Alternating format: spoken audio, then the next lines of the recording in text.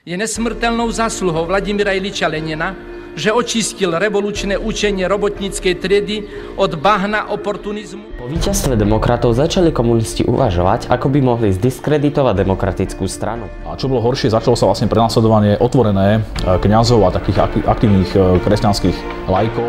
Dodnes je takto známy príbeh asi najväčšej obete vlastne týchto politických procesov Milady Horákovej.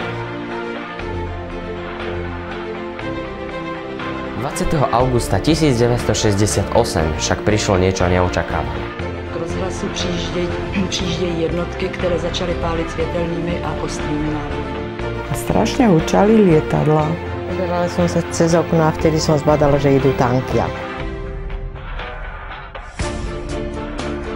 Sviečková manifestácia naštartovala sériu demonštrácií, ktoré vyvrcholili v novembri 1989 nežnou revolúciou. Nám bijú naše deti, ktoré prejavujú svoj názor, ktoré prejavujú svoje pocity. November 89 bol pre nás vykúpením a vyslobodením.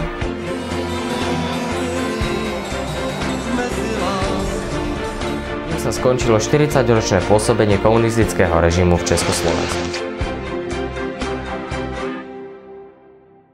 A z celého srdce vám přeji, abyste tento rok prežili ve zdraví, aby se vám darilo v práci a osobnom živote.